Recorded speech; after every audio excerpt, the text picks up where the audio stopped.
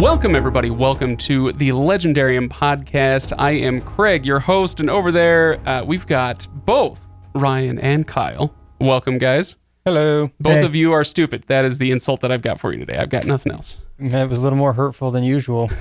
Yeah, I mean... it's harder to tell you were joking in that case. Right? Direct and true. Those are the most painful insults. So today we are talking The High King. This is the fifth and final book in the Prydain Chronicles. Yeah, there are some others. There's the collections of short stories and little things that you can get to supplement this. But for all intents and purposes, this is the end of the Prydain series, and it certainly is on our podcast. We are not going to be tackling the smaller works, but I encourage you to do so if you have liked these books. They are also charming. We're just not going to cover them. So I assume you guys are cool with that? Not covering those Fine. I guess. Fine. This series, so as we come to the end of it, I'll just say this. This is my version of what Ryan got with the Belgariad in like year 2 of this podcast, if you remember that, Ryan. Yeah. Nobody was emailing us saying, hey, you need to do the Belgariad. It was just like Ryan said, this is a childhood favorite. This is one that I would really like for us to cover as a group. And so we did it. And that being said, that is one of the most consistent sources of emails that I still get now, is people saying, hey, thanks for doing the Belgariad. Yeah. Like nobody emails me that about Watt. And nobody emails me that about Sanderson. Hey, thanks so much for covering Sanderson. There's not much content out there these days for these things. Exactly. But we're one of the only ones that does Belgariad. And now I think we can add Prydain to that list. This is my childhood favorite, so I appreciate you guys playing along with this one. I hope you had fun with it. Yeah. Kyle, you are the brand newcomer, so before we tackle the High King itself, just tell me, how have you enjoyed this journey up to this point? I've really liked it. In fact, I've been reading through it thinking I'm excited to read this to my kids here pretty soon again. Because Abby's kind of the age where I think she could start reading this, and she's 8 years old, and I could read it to her. But it's been very nice because I think usually we're reading very long, dense, epic fantasy, and it's been nice to have just a quick little story that's, I think we covered it last time, but it's deep in the lessons learned and like life takeaways, but it's light in just adventure, and it's not overly heavy. So I've liked it a lot. It doesn't ask a lot of you, but it will give a lot to you. There's some Welsh names in there that are difficult to pronounce. That's true. But other than that, outside of those names, no, it's pretty easy, and it gives, like you said, it gives back a lot. So yeah. Ryan, what about you? This is a second or third reread for you? I'm not sure how many rereads this is for Prydain for me, because it's one that I did do multiple times growing up. But it's been a while. It's been a while. It definitely has been a while since I've opened this up. I did start reading this to my son probably a year or so ago, and we got to the second book, and it just kind of faded. He lost a little bit of interest, so I'll give him another year, and I'll probably dive back into it and try again because it is good. It's a really enjoyable story, and I think that he'll be more ready for it, and I'll have a different take on it now as an adult, having read it again and taking a little more of the lessons, and maybe I can emphasize those lines in there a little bit more. Make sure, hey, pay attention, Daddy's reading this line here. You cannot conquer evil with a wish. Yeah. Very important, child. I think that's a great idea. I can't tell you how many times I've told my 8-year-old, like, and what happened to Bilbo when he went off the path? So you use those lessons in the middle of, in life. It's great. This sounds like Kyle's version of Sunday school. Exactly. Parenting via the Legendarium. How to guilt your children using books. Exactly. 100%. We are here to offer a service, and damn it, we will offer that service. So yeah, for my part, obviously I love these books and have waxed nostalgic about them as we've gone through these episodes. Terra and Wander for me is the psychological and ideological high point of the series. Just with, we talked about this last time, with the amount of lessons learned and the amount of personal growth that Terran goes through, and that we can hopefully see in ourselves or try to emulate ourselves. But the High King is obviously, it's the It's the finale of the series, and so this is, adventure-wise, kind of the high point. So let's talk about the High King, and I should warn people, spoilers abound, et cetera, and I'm going to give an unprepared recap in just a moment, after I remind people to go to thelegendarium.com, where you can find links to Patreon and Discord and all this stuff. So if you like the show and you want to participate in the discussions, or if you like the show so much that you want to throw a buck in the tip jar, please go to thelegendarium.com, and that'll show you where you can do that. One of these days, I'll add a link to our merch, because we do have some. I just haven't bothered with it for a while. So anyway, all right, let's talk the High King, which, as I was typing it out just now, getting ready for the recording, I was saying it in my head, and for the first time in my life, I went, hiking to where? Are we going? We're going on a hike? And you felt good enough about that to bring it up again, did you? I felt foolish enough that I thought other people might enjoy my foolishness. So, all right, the High King takes place right after Terran Wanderer. He's gone on his adventure of self-discovery and is on his way back to Caradal Ben, finds out that Eilonwy is there, and sprints the rest of the way home to be reunited with her. Ryan just held a sneeze and had a look on his face like I have never seen in my life. And it was a yawn, not a sneeze. Oh, sorry. Oh, wow, already. Yep. Hang in there, man. We got another 45 minutes to go. Where was I? He was reunited with Eilonwy. Yes. Only to find out that a new, and as we find out, final adventure awaits, because Gwydion, Prince of Dawn, has been attacked by none other than Aran Deathlord himself, who came out of Anuvin and tricked Gwydion into thinking that he was Terran, and attacked him with some huntsmen and took Dernwyn, the magical sword that we first saw in Book 1. We come to find out that Dernwyn isn't just a magical sword. It's not just this important thing. It's the key to destroying Aran Deathlord. Mm-hmm. So they need to get it back, and thus begins our quest. Well, the quest gets sidetracked because not only has Aran stolen the sword, but he has felt so secure in this now that he's gathered all his armies, and he's going to come crush the Sons of Dawn. The Sons of Dawn and the forces for good in the lands of Prydain. And so he comes out, there's a battle, the good guys lose, and they march on Aran Deathlord to try to, in one desperate last attempt to defeat him. There's many pages of trudging through with battles and mountain passes and snow and fires and caves and all this stuff. But finally they arrive there, and Terran, by accident, seemingly by accident, as Tolkien would say, so, as if by providence, finds the sword Dernwyn under a rock that, where it's been laid for safekeeping. He finds Dernwyn, uses it to destroy the Deathless Cauldronborn, and defeats Aran Deathlord once and for all. The finale of the book is Terran and Eilonwy and all the companions being offered the chance to set sail with the Princes of Dawn out into the west. Does this sound familiar? It should. They're all being offered the chance to go out into the Undying Lands, as Tolkienites might say, and he ends up saying no because he has made commitments to people in Prydain. He feels like he needs to keep those commitments. He wouldn't feel restful if he went and was trying to live a life of joy and plenty forever while the good people of Prydain were suffering back at home. And so he chooses to remain. He and Eilonwy are married, and he becomes High King of Prydain because, just because. Yeah.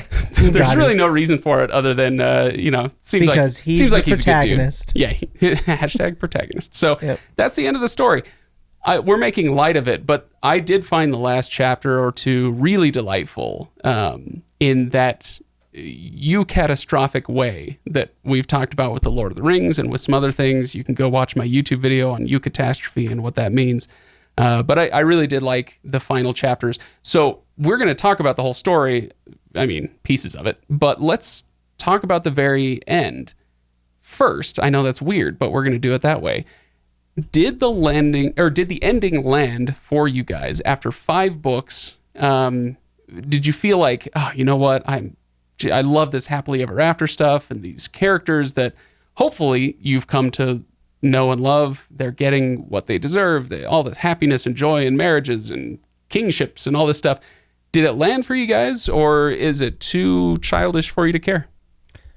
I mean, it lands fine. It is a children's story, and so I was slightly disappointed because I was actually excited early on when Gwydion comes and you learn that he's the new High King. So based off of the title of the book, I'm thinking, oh, Taryn's going to become the High King. Spoiler alert, And then Gwydion shows up and it's like, oh, Gwydion's the High King.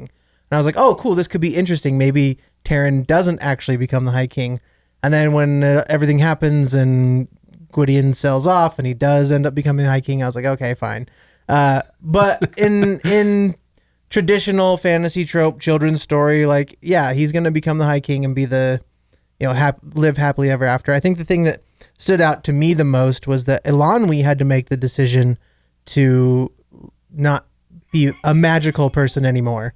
She had to get rid of her magic in order to stay with Taryn, and that's what stood out to me the most. And I was like, oh, that's an interesting choice, an interesting just turn in the story. I wasn't expecting her to have to not be magical anymore. He kind of makes a similar choice in that he's giving up eternal life and eternal happiness for, I think, as the prophecy that we've never heard of and is revealed on the last page says, he'll reject a kingdom of happiness for a kingdom of sorrow. That's one of the ways you'll know who the High King is supposed to be, and so that's Taryn. So I think they both make a similar choice, but yeah, it's interesting. He makes his choice knowing that, or believing that it will mean he has to leave Elanwi, or she has to leave him. Right. She makes the choice knowing that she won't be able to be half an enchantress anymore, as she often says. So they both make that choice. Ryan, what about you? How'd the ending land? About half and half. That's different from when I read it earlier, because as a kid, I love it. Like, I really enjoyed its happy ending, everything here. This time, I will be honest, and I will say that I loved all the happy endings. I loved everything, but I just kept going, oh, so you just took the ending of Lord of the Rings. Yeah. And I don't want you to do Lord of the Rings Jr. here. Like, I just kind of got to the point like, oh, okay, you're literally sailing off. Okay, that's fine.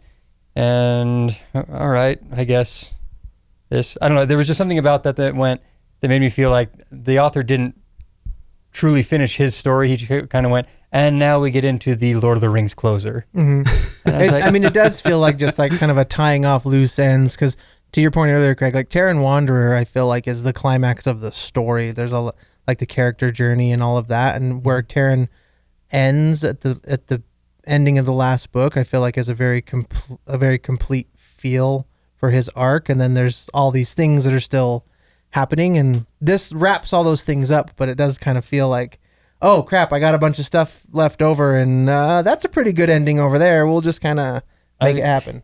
I wanted it to end the way that it ended, which is really weird to say that I wasn't entirely happy with it, because everyone got exactly what I wanted them to get and what they deserved through the whole thing. It's like, perfect. Except for Ryan. But it's just, it feels like it was somebody else's work at that point. I see what you're saying. You can pay homage, you can have echoes to another work, but when it's like, we're sailing off into the west, into the Undying Lands, and those who, like Gimli gets to go at the end of Lord of the Rings. Gimli gets to go with Legolas because of their great friendship. It's like, but you're not an elf, but okay, yeah, you come along. And it's kind of the same thing where it's like, Gurgi, yeah, totally. Oh, yeah, Glue, you're an annoying piece of garbage that doesn't deserve His anything. only major contribution was that you knocked it. You accidentally caused a cave-in. Cave-in, yeah. But so there's so many, it's not just similarities. It's like, we're venturing into rip-off territory now. So I get that. But I will say, tropes like that, I'm fine with them especially in a book that's meant for Kids. 12-year-olds. Yeah. Where it's like when you're an adult, Ryan, I mean, when you're in your 30s and you've read, I don't know how many dozens of series and hundreds of books, with this kind of formula. And at a certain point, you're like, you know what? I would really love to have some of these tropes upended. Surprise me. Yeah, give me something. But the reason you know about the tropes is because of books like this. Yeah. Right. And so while for us, it might be, it's a little eye rolling for a kid who hasn't read The Lord of the Rings because they're, this is more accessible to them. I'm willing to forgive it to a certain extent, but I see what you're saying. Yeah. That's why when I say as a kid, this is a perfect happy ending for me. I really enjoyed it here. It's only because of my recognition now of the source material and where it comes from that I have this itch. Sure. Sure. So. Kyle, you were about to say something. Oh, I was just going to make a joke about you were talking about being in ripoff territory. We'll just take the Eye of the World and the ending of this book, and that'll just be the Lord of the Rings. There you go. Nice. So it's not just about the ending, obviously. There's a whole story that happens. And I will say this, as I was reading through it this time, it occurs to me that this book is the closest that this series gets to how do I say this? Not adult, but not grown up, but quote unquote real non-children's fantasy books where lots of battles, lots of it's the most mature of all of them for sure. Yeah, lots of strategy and whatnot, where it's taking a break from the internal stuff going on, especially with Taryn, but with some of the other companions as well. And it's all about that external epic conflict. That's what I'm getting at. That's the word I'm looking for. This gets the closest to epic fantasy in the scope of what it does it is Prydain Endgame. Prydain Endgame.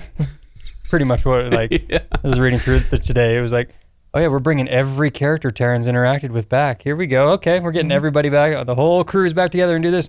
All right, who's going to die? All right, you're going to die and you're going to die. And we'll get to the, No, I totally. And I kind of, sometimes it's a little cheesy where it's like, why didn't you just let Dorath die at the end of book 4? Well, because it'll be cool to bring him back. But why? So sometimes it's a little bit of an eye roll, but for the most part, I delighted in all of the stuff coming back to play and learning some of the answers to the questions we've had for 4 books. So. I also think it's worth calling out, I don't know if this was the intention, but as a young reader, those are interesting learning points when you get a character from 3 books ago that you haven't seen for that long that comes back, and it teaches readers how to pay better attention. It teaches readers how to think back on what they've read before and remind themselves, okay, who is this guy that's coming back? And so I could see that being very enticing to a younger reader, and not even that they would know it consciously, but it builds those skills. Because if you're going to read, deeper literature or epic fantasy, you're going to need those skills to recall things that happened 2-3 books ago. And like I said, I don't know that it's intentional, but I think it's worth mentioning here that this happens on a smaller, easier to process scale here. No, I think that's a really smart point. My 8-year-old is going through Harry Potter for the first time. He's, a third of the way through book 1. And he'll get to the end of a chapter and I'll say, so what's happened in the story? And he can tell me what happened 10 pages ago, but not 5 chapters ago as easily. And so, that's a skill that he has to build. I think that's a smart point. Good call, Kyle. Ryan, it looked like you were about to say something. Nope. No? Okay. So... He was just going to sneeze again. He said yawn. It was a yawn, it was Kyle. a yawn. Excuse me.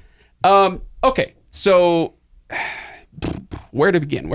Begin. Where to go next? I should say.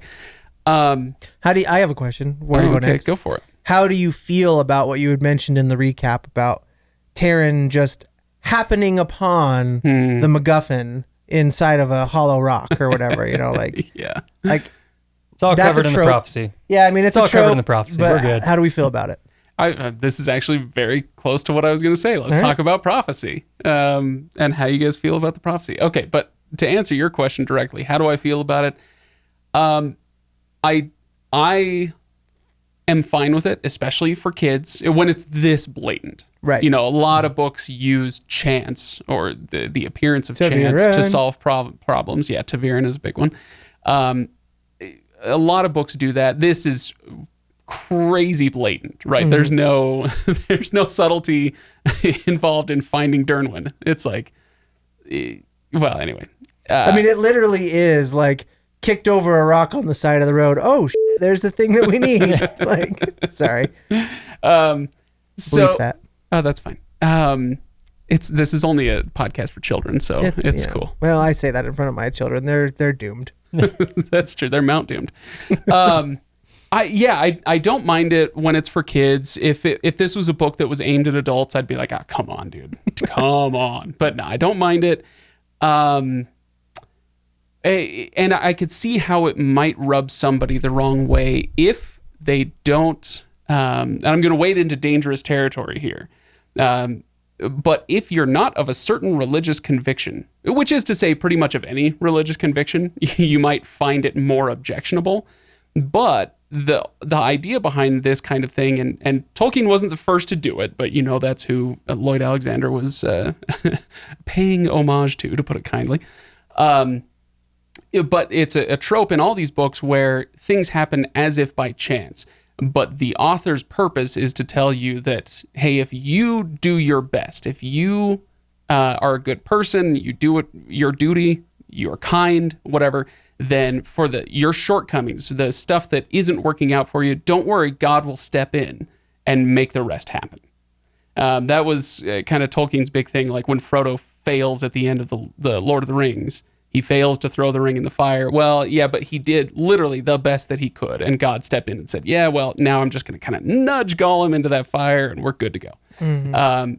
And so I could see how it might rub somebody the wrong way if they don't share that kind of religious conviction that these authors seem to.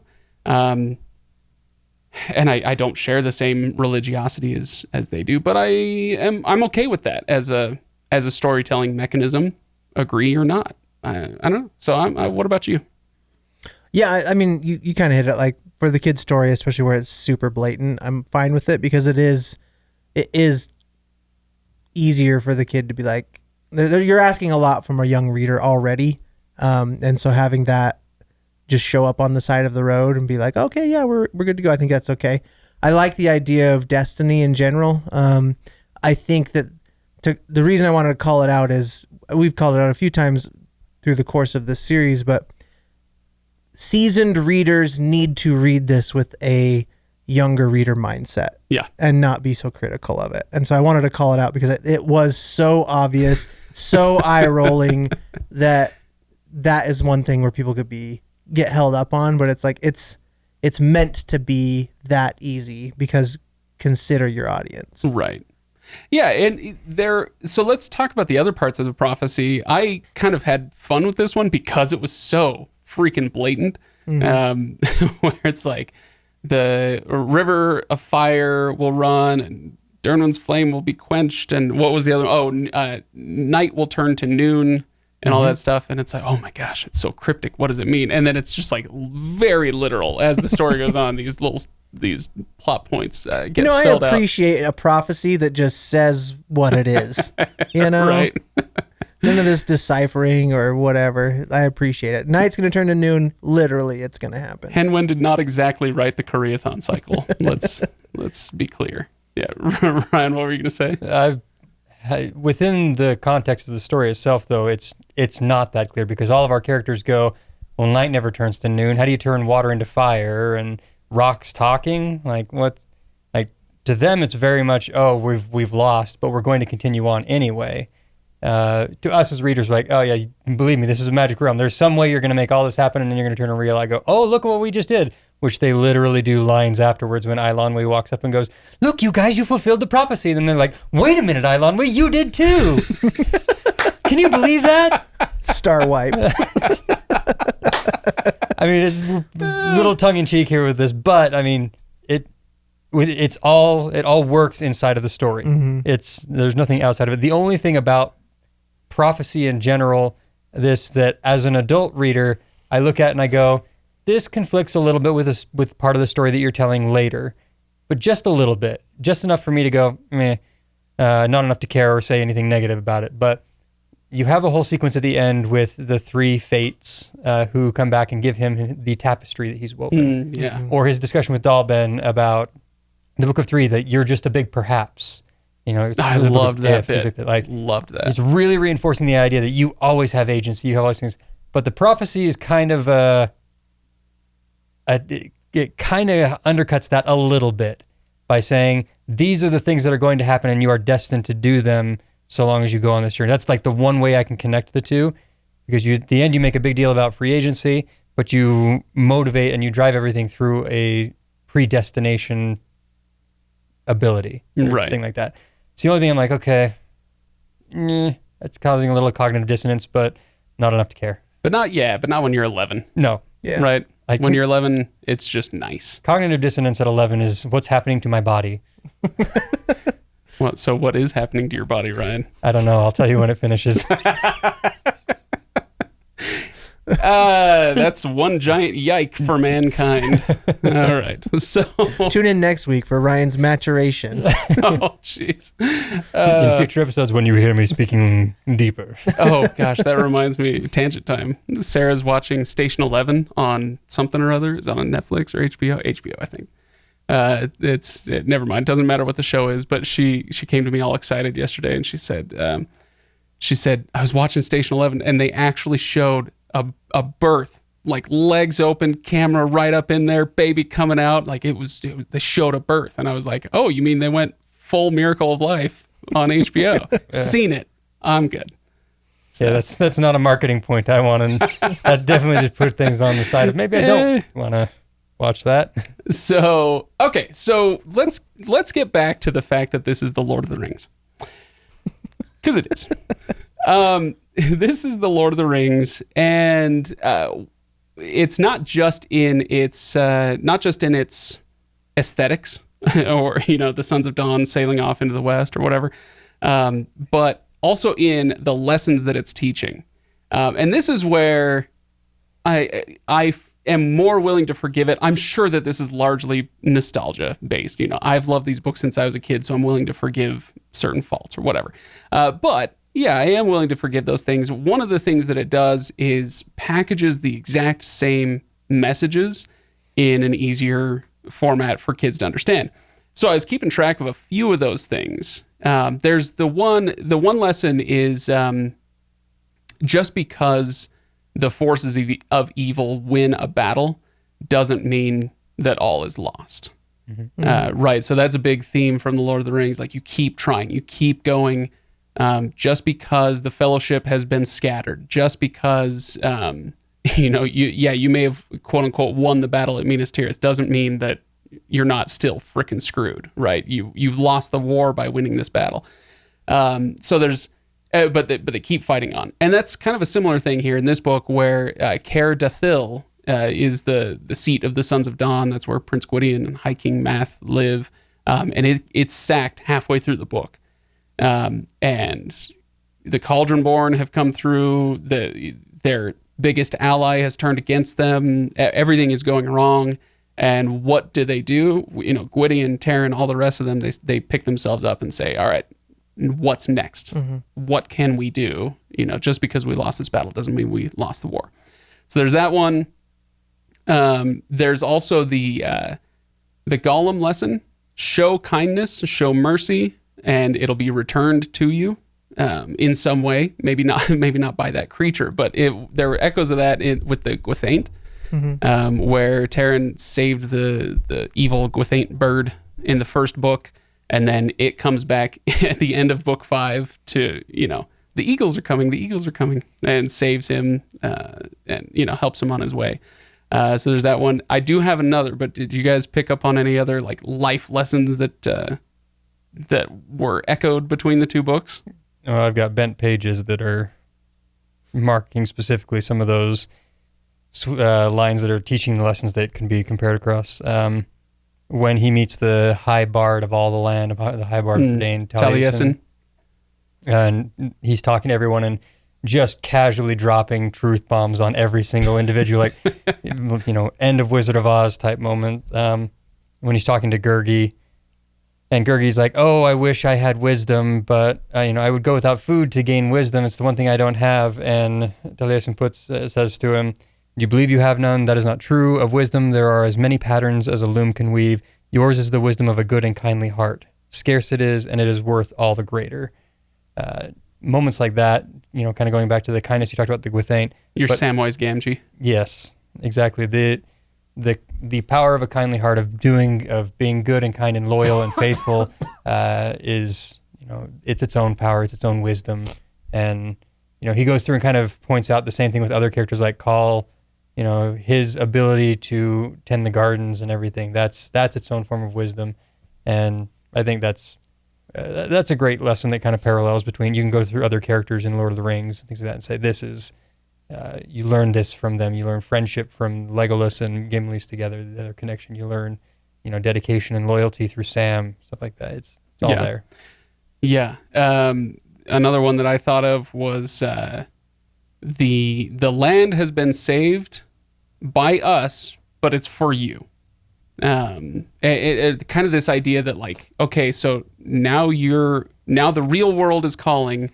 What are you going to do with it? And so internally in the story, that's kind of the elves leave, the Sons of Dawn leave, and our main character has no magic. Enchantment is gone from the land. This is all very similar, again, very similar to the Lord of the Rings. And now, what are you going to do with it? Now you have to make the right choice. And, it's kind of a lesson to the reader that, hey, you've been immersed in this story. You've been in this magical land. I hope you had a great time. I hope you learned all these lessons, because now you're going to close the book and you have to go back to the real world. What are you going to do with it? That's kind of one of the big lessons at the end of the Lord of the Rings. And it's kind of the same thing here. Now Taran is High King. Yeah, okay, so no kid reading this book is going to be named High King of anything, except his own, little fort in the backyard. But you are, can you be High King of yourself? Can you show the qualities that Taran taught you? That sort of thing. So that was a very similar lesson. Anything else I'm missing from this book? I know that there are. I know I marked things, but I forgot to write them all down. But anyway, one of them is, greed, of course. The dwarves delved too greedily and too deep, and so did glue, right? Well, it's kind of funny if you really want to draw parallels across this in Lord of the Rings. Like, they go through Moria for a while in this, and that's, they go through, you could potentially say, like, the Red Fallows would also be like the fields of Pelennor, where everyone in, like, giant battle. That's our Dead Marshes. Dead Marsh. Okay, yeah, the Dead Marshes. That's a better fit there. There's things across. It is entirely possible. I doubt it. Entirely possible that Lord Alexander was like, okay, the next thing they need to read is Lord of the Rings. Let's get them ready for this with this sort of thing. Yeah, because it's a good primer for a kid to. Oh, that's so interesting. Get moved up. Because this is all starting to kind of come together now, where. We read, neither of you were on the episode, but we did Leaf by Niggle, a short story that Tolkien wrote. And it's kind of clear in that story that what he wants the Lord of the Rings to do is to bridge whatever people's experiences are now with his kind of Catholic conception of God and heaven and, good works and all this stuff. And he is trying with this fantasy story to bring people closer to what he thinks is the truth, the right way to live your life. And now we have like another bridge for people to go from A to the Lord of the Rings. Mm-hmm. And then, I don't know. That's interesting. I wonder if he was Listeners, thinking please note that in that comparison, God is the Lord of the Rings. And Leaf by Niggle is the Prydain Chronicles. I just want to make sure that we've really truly established this. We all knew it was the case, but we've very clearly stated it now. That's hilarious. Yeah. Okay. So that was a very weird moment. Anything else? Anything that you guys are displeased with from this book that were so egregious that you couldn't just be like, it's for 11-year-olds. So, but was there anything really egregious in this book?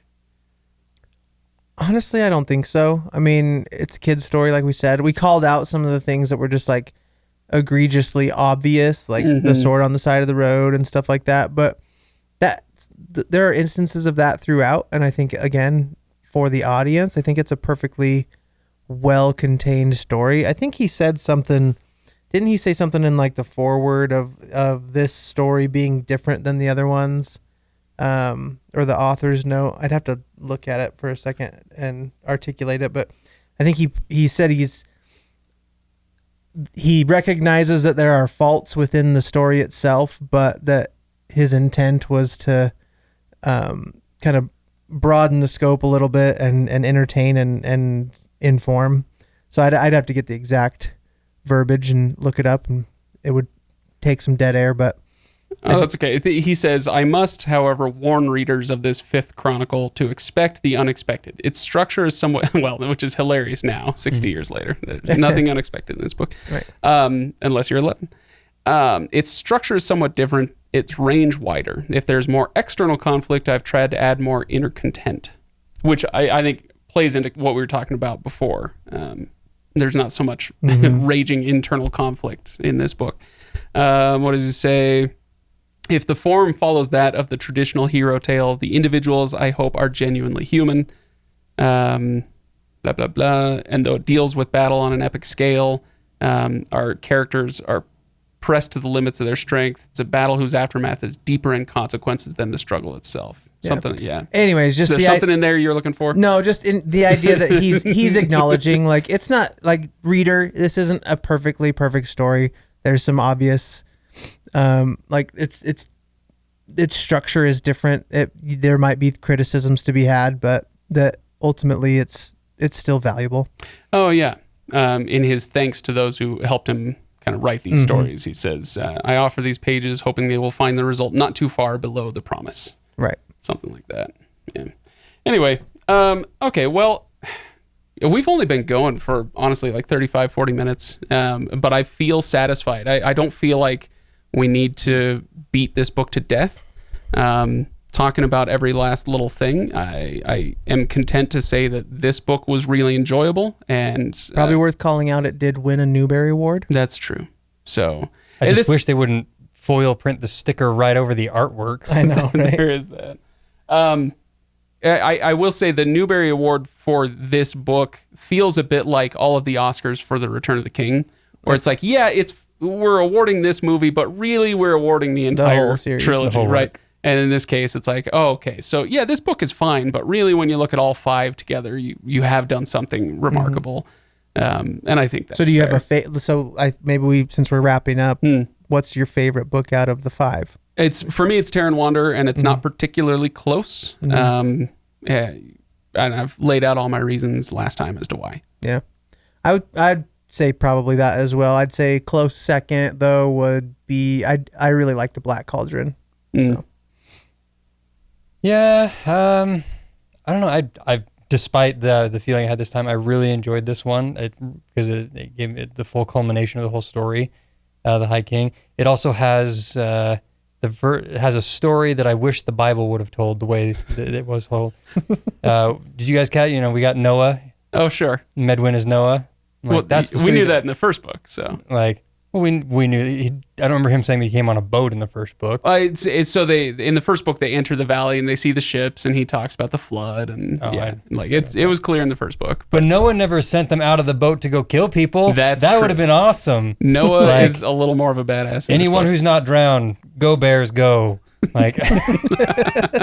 Unleash the vengeance of God. Release the hounds on this. So, but no, I think that I would probably say that this one is probably my favorite, just to enjoy the experience of the culmination of the whole piece. Yeah. But Terran Wander is the best for lessons. Black Cauldron's probably the most unique of all of them. Okay. Yeah, I can get on board with that. I will say I agree that Terran Wander is not as fun as this book.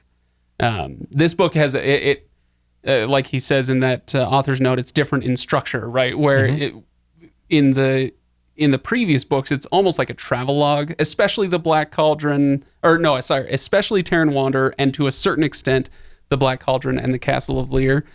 Both of those have objectives, but the objectives kind of shift and only become clear later. This one is super clear from start to finish.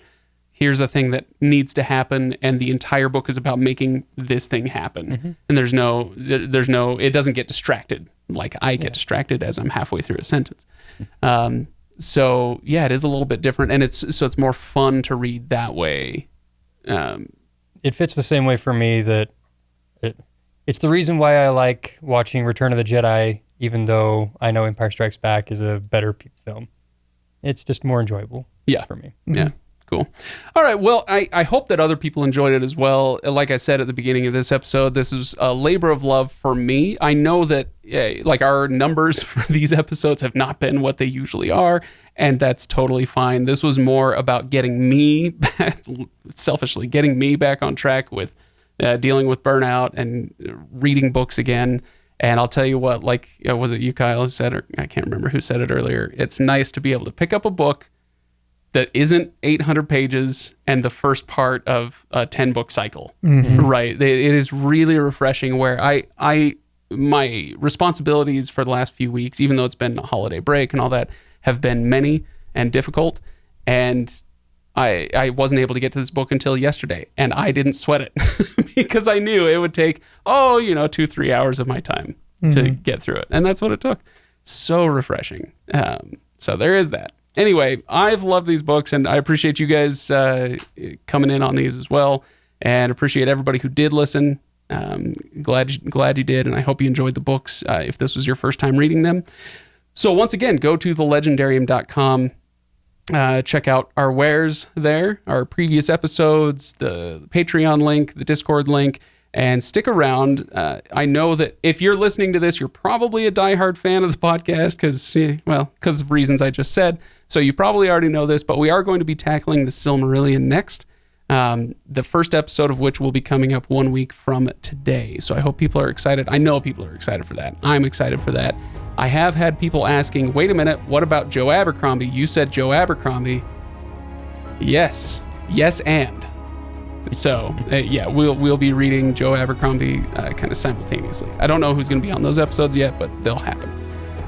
Anyway, so again, thanks everybody. Enjoy Prydain whenever you read it again, and we'll see you next week for the Silmarillion.